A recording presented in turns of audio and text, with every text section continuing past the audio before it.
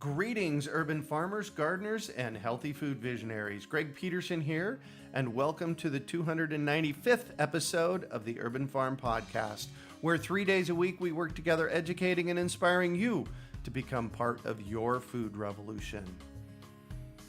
Growing plants that thrive in your yard is a lot easier than you think. It starts with saving your own seeds and letting them remember what they already learned. Just text SEEDS to 33444 or visit iwanttosaveseeds.com and you'll receive our free webinar about why seeds matter, why saving them is easy, and how you can save your own. Today on our podcast, we have someone who has helped transform one food desert into a strong community resource. We're talking with Emily Mickley-Doyle about community gardening and food access. Emily earned her degree in sociology from Loyola University in New Orleans in 2008. In 2011, she co-founded SPROUT NOLA, an urban farming organization that spreads the love of growing fresh, healthy food through community engagement and outreach, partnerships with local food vendors and food justice organizations, hands-on training programs, and advocacy.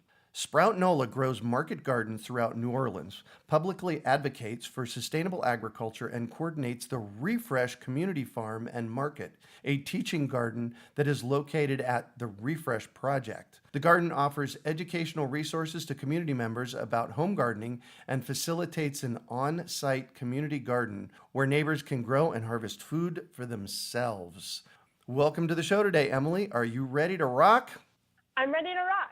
Awesome. So I just shared a bit about you. Can you fill in the blanks for us and share more about the path you took to get where you're at today? Well, thanks for having me on the show today, Greg. And I'm really excited to talk about community gardening in New Orleans. I think I would like to start with just kind of how I got to growing my own food and how I decided that I'd really like to be able to teach others how to grow food for themselves as well.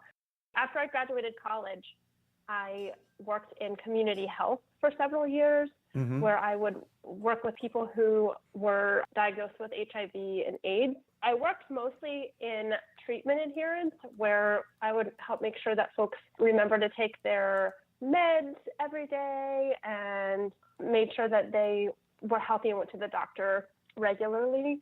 It was a drop-in center for folks who were living with HIV/AIDS, and we had a whole lot of services that existed there, including a dietitian and a nutritionist. And what I really saw is the transformation of folks who utilized the nutritionist and really ate healthy, fresh vegetables in addition to their treatment adherence. So I became really interested in fresh food access and what that does for your health. Oh, wow. So you saw a direct impact for people paying attention to the food they were putting in and the impact it had on their health.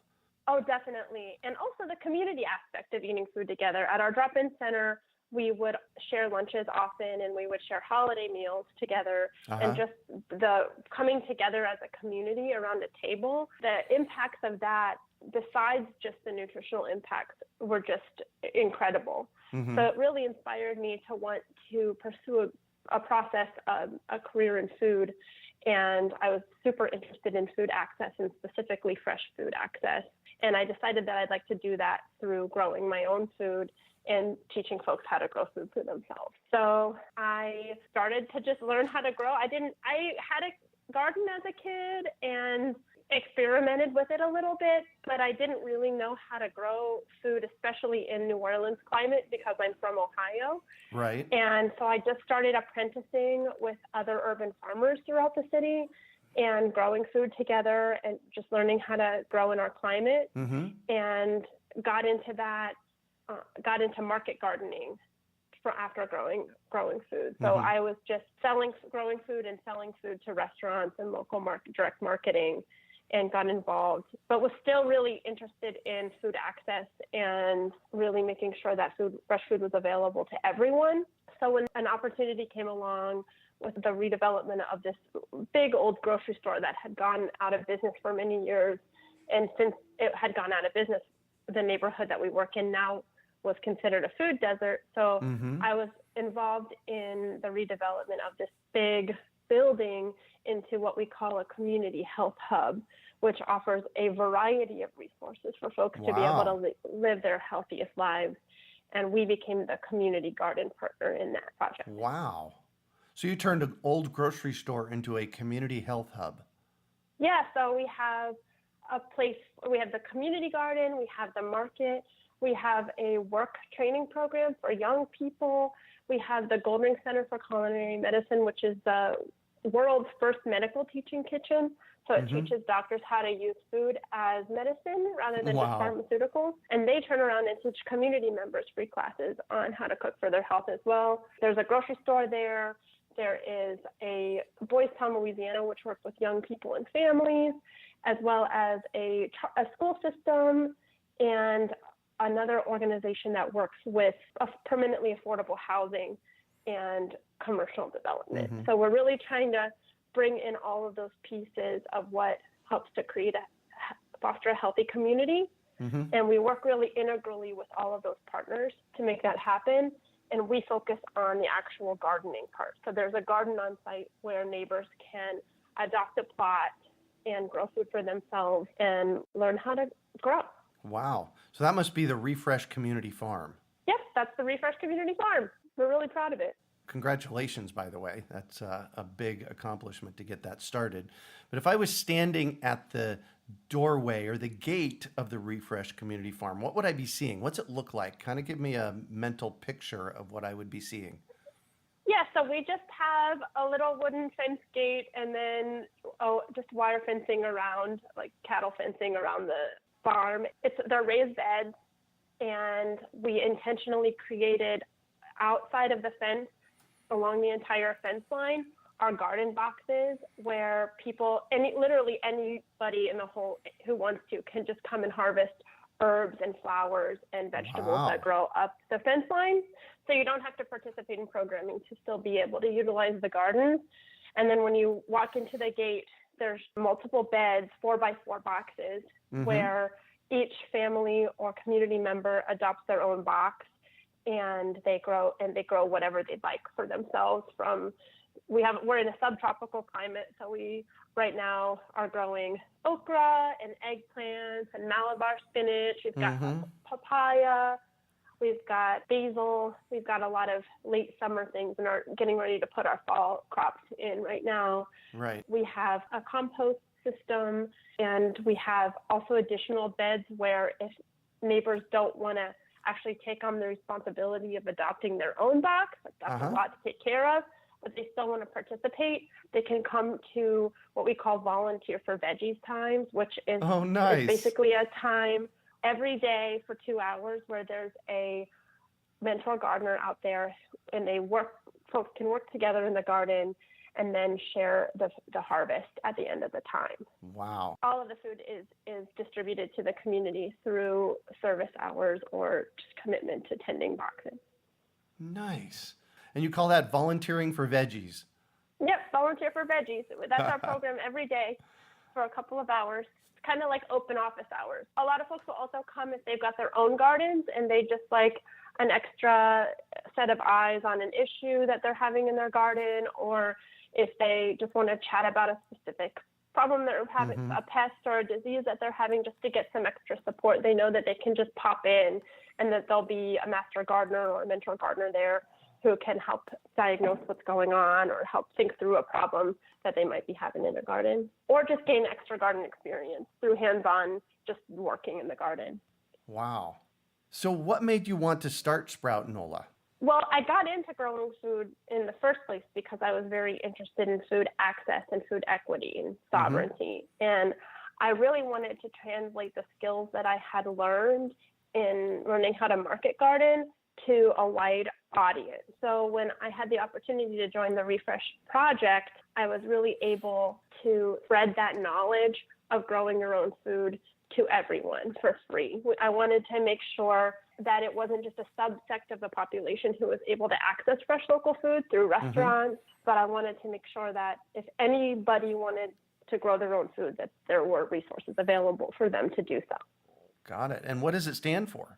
SPROUT NOLA stands for Sustainable Produce Reaching Our Urban Table. So that really speaks to exactly what I'm saying, that there's Yeah. actually local food that is getting to anybody here in the city, not just a certain subsect of people in the city. And what about the NOLA part? NOLA stands for New Orleans, Louisiana. Oh. We call that NOLA. NOLA is an abbreviation that lots of people in the city use for New Orleans. Oh, very good. Got it. I learn something new every day. And your mission? I think you've probably danced around and touched on it, but do you have a specific mission? SPROUT NOLA uses gardening as a tool for healthy food access and community health, and is a platform for building community and food sovereignty.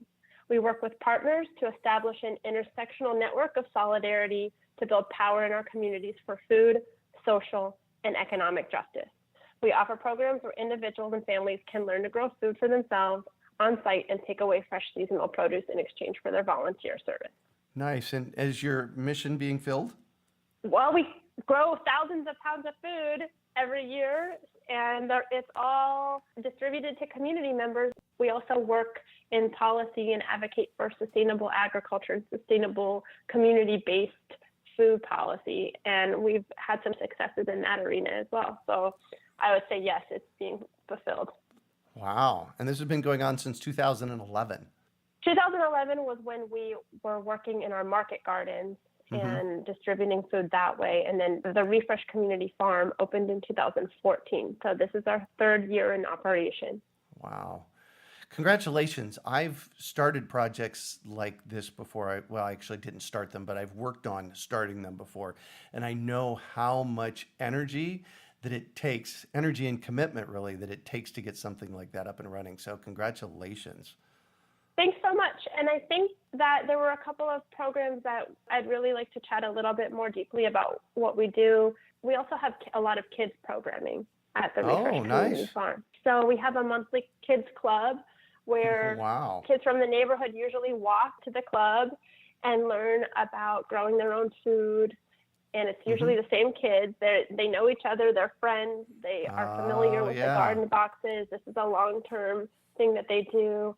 And they also learn about what that means for the larger food system and why exactly growing your own food is important, as well as we'll have little demos outside where kids can make butter and dip their veggies in, like their radishes in salted butter, or they'll make pickled okra or some type of quick cooking activity out in the garden where they're actually able to test the things that they're growing. And then we have a camp every year for kids. We do a week-long gardening, cooking, nutrition, and wellness camp with all of our Refresh partners. That's free for the community, where 20 kids come out for the week, as well as gardening classes in conjunction with the Goldring Center for Culinary Medicine, where the kids will garden for an hour, they'll harvest the food, and then they'll take it into the Goldring Center where they will cook the food with medical students.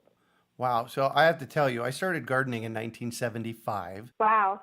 I was 15 and I was pretty much on my own. My mom knew a little bit about gardening. I'll tell you what, a program like this would have transformed my life. I think so too. I remember loving gardening as a kid. I was fascinated. I'm basically the same person now that I was when I was 8. So if kids are excited about it now, I feel like it will translate into adulthood. We also have a farmers market that's on site.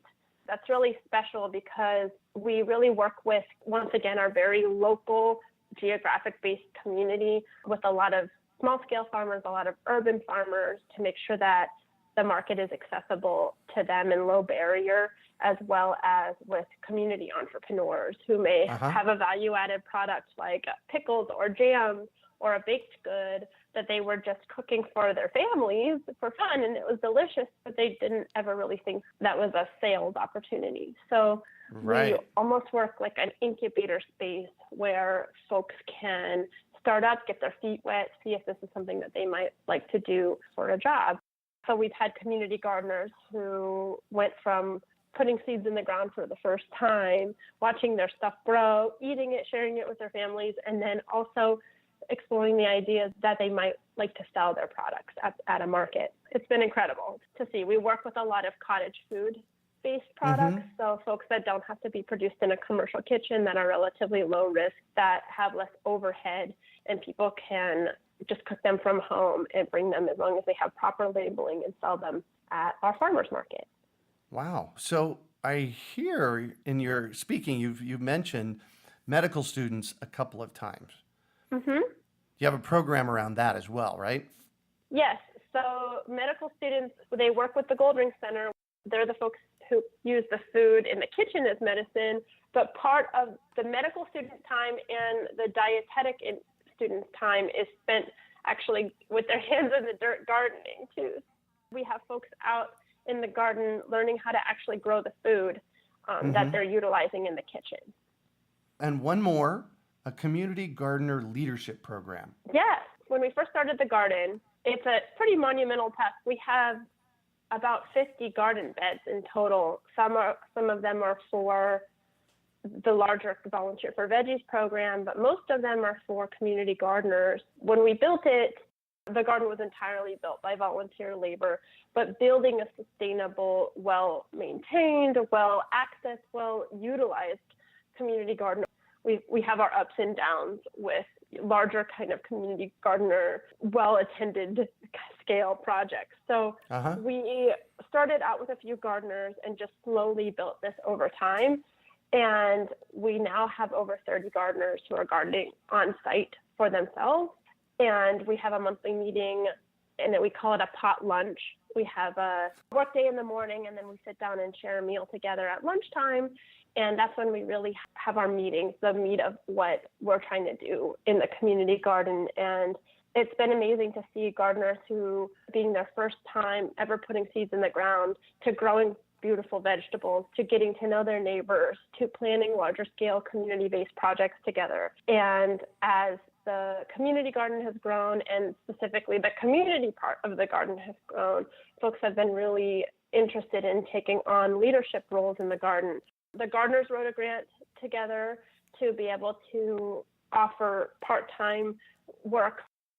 So gardeners have decided that they are interested in taking on leadership roles for part-time pay. So they wrote a grant themselves to have part-time jobs in the garden and have written their job descriptions, written their roles, figured out how accountability works, and are ready to roll out that program this month, actually. So it's been amazing to see folks go from never planting a seed in the ground before to really community organizing and thinking about what are the impacts of the garden, not just in fresh food access, but as a community resource and kind of a hub, and what they can do to facilitate that. Wow. So you've really brought the community together. It's been a work in progress, and it's been everyone. I cannot believe how invested the neighbors have been in this garden since the very first day. So Emily, I want you to think over the entire landscape of everything that you've been doing. And I want to know if you have a story, that maybe one that moved you, that when they showed up, that something happened, that was that moment that you said, oh my gosh, this is why I do what I do, and you get chills and maybe even were moved to tears. You got one of those?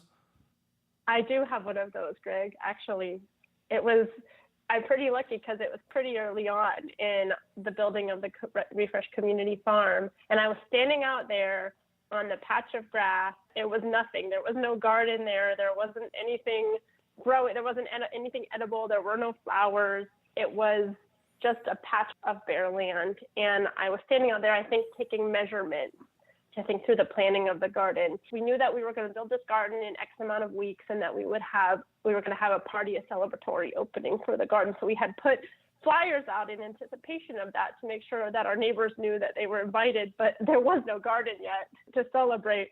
I was standing out there taking measurements and making our plans for how we were going to get this monumental task done in just a few weekends. And a kid rode up on his bike and introduced himself, said, "Hi, I'm Sam." How old is he? He was 13 years old at the time. And he said, "Hi, I'm Sam. It's really good to meet you." And I said, "Hi, good to meet you. You know, I'm Emily." And he said, "I heard there was going to be a party here in a couple of weeks." And I said, "Well, of course there's going to be a party. You're totally welcome to come. I really hope to see you there. We're really looking forward to it. We're going to be building a garden here." And he was like, kind of stood there and was like, yeah, that's cool. I'll be there. And he just kind of kept sticking around for a second. We had this moment and I was like, well, do you want to, I'm measuring, would you like to help? And he said, well, yeah, if there's going to be a party here, I better help get ready for it. Nice. And he hadn't even seen the garden yet. He just was ready to help get his hands dirty and get it going. And ever since then, he was our first gardener, and he built the garden, brought his siblings. They tend their box at the garden. 3 years later, they're in high school now. They developed the curriculum and taught a food systems class to our camp. And Sam was one of our community researchers when we just did neighborhood surveys to find out what the community feels about the garden and the Refresh Project and how we can, and just get some feedback. And Sam was one of our community researchers for the summer. And so it's just been incredible to see him go from standing on that space when it was nothing but a bare patch of grass to all of the food that he's grown, to all of the conversations he's been able to translate, and to being able to actually be one of our researchers to hear the feedback from our community and engage with our community in a really deep way. That's what's so incredible. It's the people who are involved in this and their commitment to the project, to the garden, and to each other that is just really inspiring and has driven this work. Wow. How's that make you feel? Well, I just feel lucky to be able to be a part of it. Everyone is so special. Everybody, it's like a family. So when I go there, we had our pot lunch last week, and we had a summertime break for July and August because it's like brutally hot here in New Orleans in the summertime. Right. We put our stuff in cover crop, and then we take a little break. It's almost like our winter time in New Orleans. And so we take a programming break in July and August, but then when we come back in September, we get to see each other. We haven't seen each other in a couple of months. It's just like old times, we do our garden day and we have our pot lunch and we chat and we have our meeting, and that's where our decisions are made. And I was just overwhelmed with how much I missed everyone and how important everyone was to each other. It's this incredible support network, and I'm just grateful to be able to be a part of it. Well, that is truly epic. My listeners all know that I look for epic, and that is. Thanks, Greg. Yeah, you bet. So I'm going to shift on you now, and I'd like for you to share about a time that you failed, how you overcame that failure, and what you might have learned from it. Oh, that's such a good question, Greg. Failure. We have failed many times in the past 6 or so years that we've been working in the gardens, everything from crop failures to planting failures and all of that. But I think the thing that I've learned the most from, before we started up the Refresh Community Farm, when we were market gardening, we were working on spaces in the city where we would make a verbal agreement with the landowner or have some type of arrangement with the landowner, be really excited about our space, spend all of this time and money and investment and blood, sweat, and tears transforming a blighted or unused property into a vibrant garden. And I can remember this first specific time, it was our first space. It was in 2011, and we had this garden space. We had it all planned out. We were so excited, and we had a verbal agreement with the landowner that we could utilize the space for as long as we needed. And we kept asking for a contract, like a lease, and they kept delaying. And then everything was all set up. We had our irrigation going. We had our beds built. Wow. Our first plants were growing. We were ready for our first harvest. And they actually said they decided that they didn't want to garden on the space anymore. And so we had to, since we had no protections, we had to pull up all of our stakes and leave. And it was heartbreaking. It happened to us in different ways, and it caught me off guard every time over the subsequent several years. I've seen it happen to other urban growers in the city, especially when land becomes valuable. Yep. I have learned from those experiences to really, protect myself when I'm going to enter into a relationship with a piece of land that I really care about and put a lot of time and effort and love into. And also, it taught me to advocate for the larger scale issues with urban spaces and agriculture.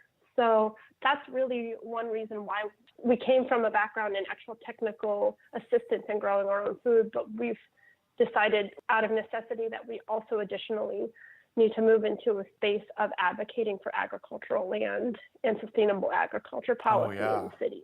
I would say we've lost a lot of land, and that's been probably our most heartbreaking part of growing. Yeah. And also, we're working to overcome it by speaking up for ourselves. We would highly recommend that folks protect themselves with their growing endeavors, because I know gardeners and I know how much love they put into their spaces. Folks want to feel protected and be valued over the long term. I do need to throw in here, this is a really, really important piece of data to address. If you are looking at doing a community garden, a community farm, a garden at a church or a school, you need to make sure that you have some kind of legal protection in place so that you don't get stuck like that. Recently, we had a large property here in Phoenix that was being farmed. They were told that they would have up to a year to move off of the property. I think it was a year-to-year or a 3-year lease or something like that. And they had dozens and dozens of community farmers in there. And it was 10 acres, so it was a big property. And just after the beginning of 2017, they got notice that they needed to vacate the property in 30 days. Yeah, exactly. It's heartbreaking. It made national news. My rule about doing a community embedded project is that our organization, whoever I'm working with, needs to own the land or needs to have at least a 25-year lease on the property. Because if you're going to put that kind of work and that kind of infrastructure on a property, you need to have that protection in place. You're exactly right, Greg. Yeah. Thanks for sharing that story. And I've heard stories like that, heartbreaking stories like that over and over again. And I know it can feel so discouraging on an individual level. And so many growers have lost land. It's just something that I think needs to be brought to light in the conversation. Really, the step to take is don't plant, don't do any infrastructure work, don't do anything until you either, one, own the property, or two, you can get a 10 to 25-year lease in place so that you know that the work that you're going to be doing on that property is going to be preserved. Yeah, and I think our naivete was our failure at the beginning of this process.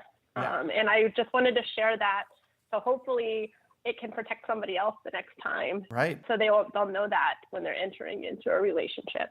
Yeah. In urban ag. Yeah. Or in ag in general. Yeah, my friend Joseph, who I've had on the podcast, he runs Arizona Microgreens. He came to me about 5 or 6 years ago and was looking at spending $100,000 and putting that greenhouse on this particular property. I looked at him and I said, Joseph, I wouldn't spend a dime on that property because there wasn't a long-term lease in place. So just that's a big thing, a big conversation that you all need to have. If you're going to do some community embedded work, make sure you're covered. Yes, indeed. So what do you consider your biggest success?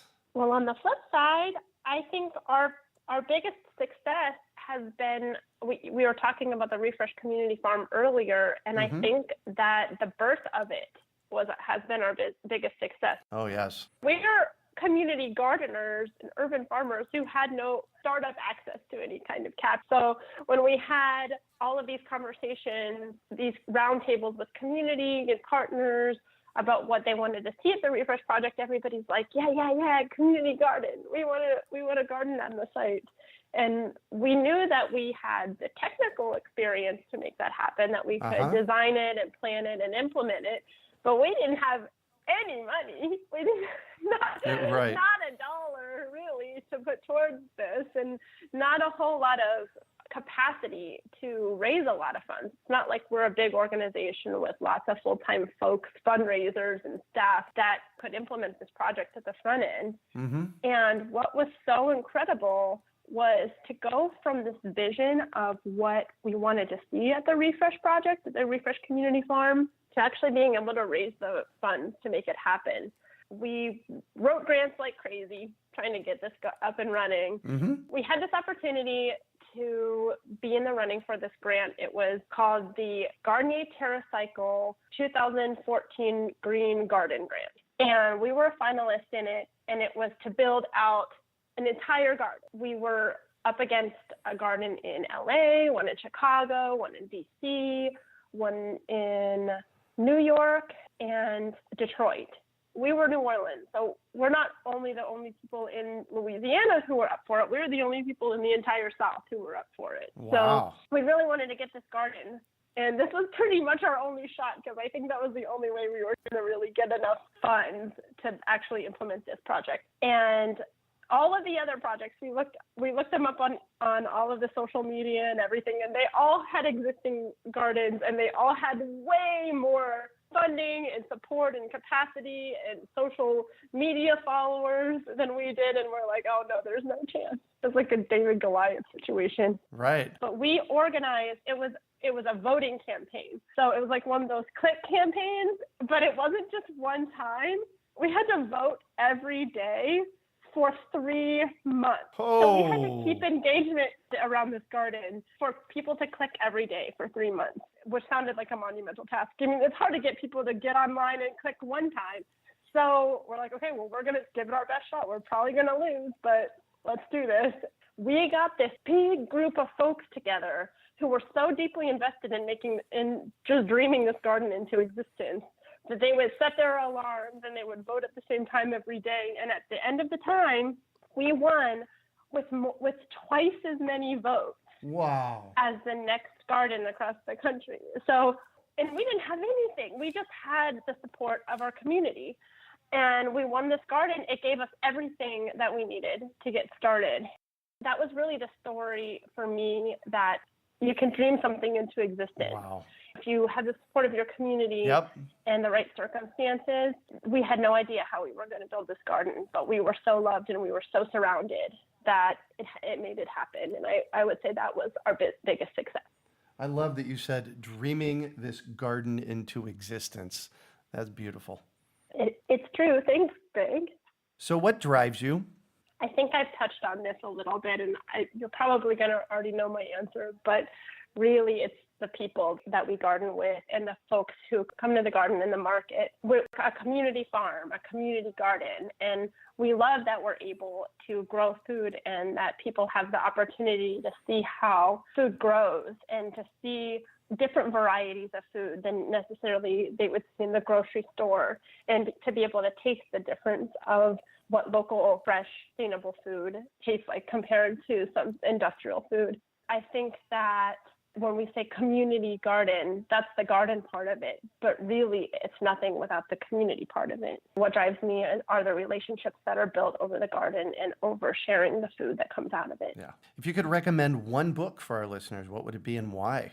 There's this book that I read recently, and I'm sure you all do a lot of podcasts, so there are a ton of books. I hope it's probably going to be a repeat, but I was just really excited about it. It came out a year or two ago, called Pawpaw, In Search of America's Forgotten Fruit. No way, by really? Andrew Moore. Really? Yeah. Wow. I just interviewed him the other day, and the book on my headboard right now is that book that I'm reading. I was reading it this morning. It is. I am such a fan. It's historical, it's botanical, it's folkloric. It's just an incredible book about this great fruit that is native to the United States, and specifically kind of the Appalachian shed. Its native range is a little north even than where we live, but it's just takes you through this incredible story of this native fruit tree that grows in the U.S. Yeah. And I highly recommend it. He was on your show just recently? His name is Andrew Moore, episode 289, so you guys can go back and check it out. His book was Pawpaw, In Search of America's Forgotten Fruit. How funny is that? That's amazing. Well, there we go. We're on the same wavelength. It's a good one. Yeah. So what one final piece of advice do you have for our listeners?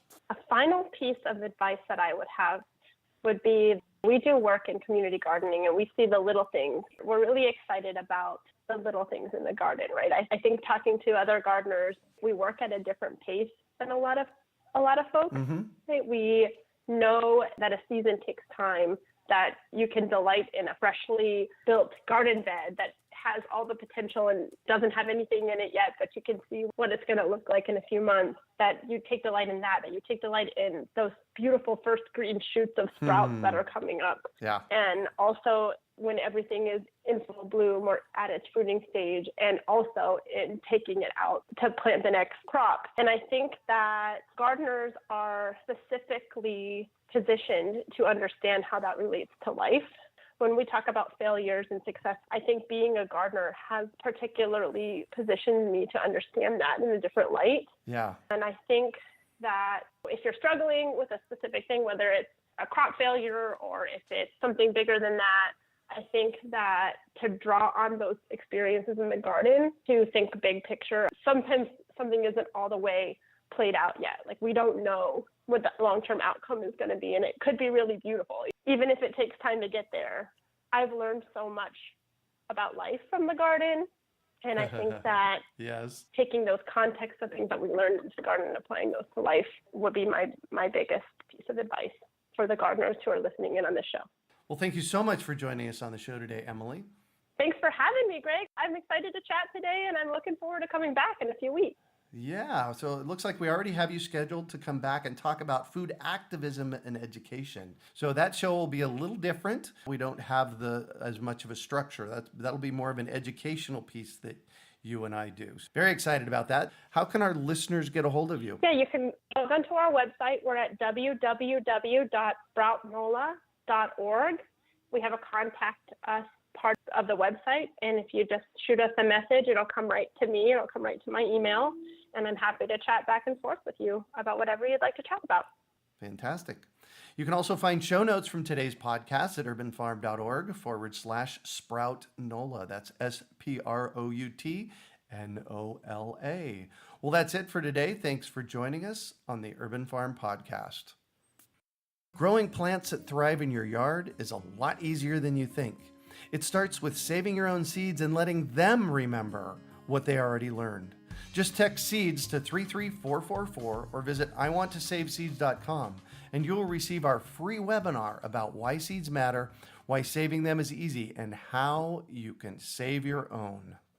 We hope you enjoyed today's episode of the Urban Farm Podcast. Remember to listen 3 days a week for tips, advice, and resources to help you on your journey with urban farming.